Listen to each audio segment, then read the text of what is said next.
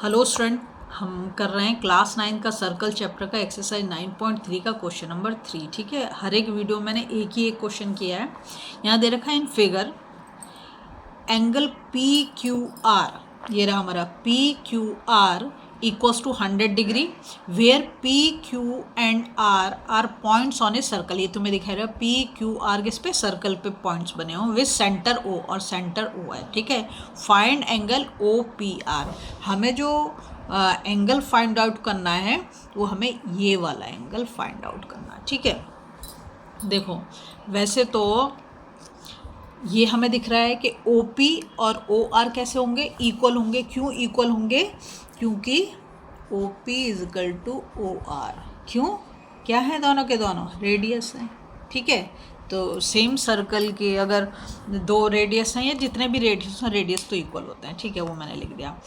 अब हमें चाहिए इस वाले एंगल को निकालने के लिए ये दोनों एंगल तो इक्वल होंगे, तो हमें ओ एंगल जो है उसका पता होना चाहिए। उसके पता करने के लिए दो तरीके हो सकते हैं। मैंने पहले वाले क्वेश्चन में जो रिफ्लेक्स एंगल का सहारा लिया था, इस बार मैं आपको साइक्लिक क्वाड्रिलेटरल की हेल्प से बताऊंगी, जिससे दोनों मेथड आपको समझ आ जाए। ठीक है, तो मैं क्या कर रही हूँ, यहाँ पर एक कंस्ट्रक्शन कर रही हूँ। और कंस्ट्रक्शन क्या कर रही हूँ, देखो यहाँ से मैं एक पॉइंट बना देती हूँ। ऐसा क्यों कर रही हूँ? क्योंकि मैं एक साइक्लिक क्वाड्रिलेटरल बनाऊंगी। ठीक, ये बना दिया और यहाँ से मैंने ये बना दिया। ठीक है, इन दोनों को मैंने जॉइन कर दिया। तो ये वाला जो एंगल है, ये वाला एंगल, ठीक है, ये वाला, इसको मैं नाम दे देती हूँ एस। ठीक, इसको मैंने एस नाम दे दिया। अब हमारे को एक साइक्लिक क्वाड्रिलेटरल मिल गया, क्योंकि एक point P Q R S, चारों पॉइंट साइकिल के ऊपर है, मतलब सॉरी सर्कल के ऊपर हैं। तो यहाँ लिख देंगे साइक्लिक क्वाड्रिलेटरल। ठीक है, क्या है हमारा साइक्लिक क्वाड्रिलेटरल?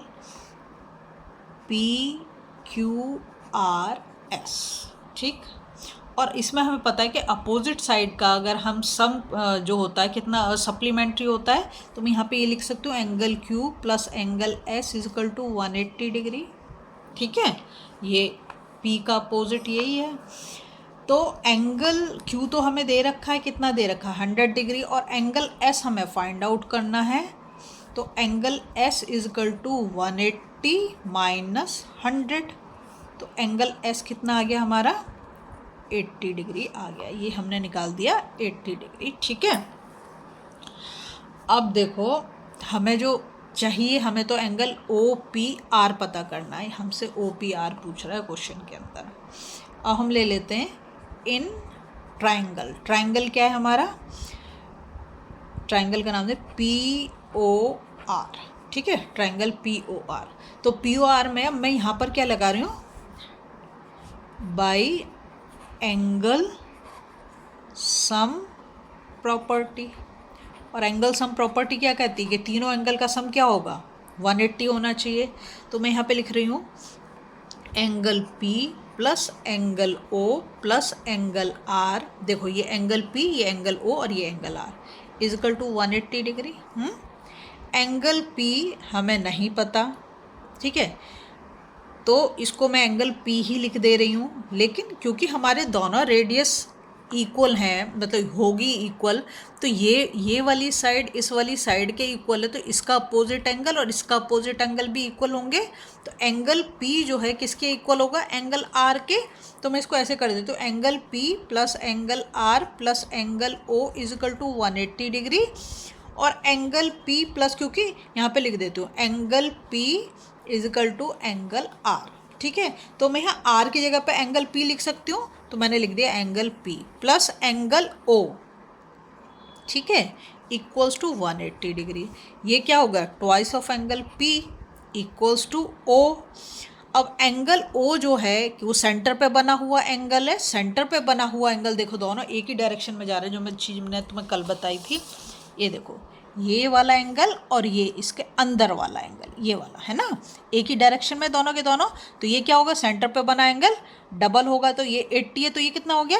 ये वाला हो गया हमारा 160 डिग्री। ठीक है, तो एंगल O हमारा कितना निकल गया?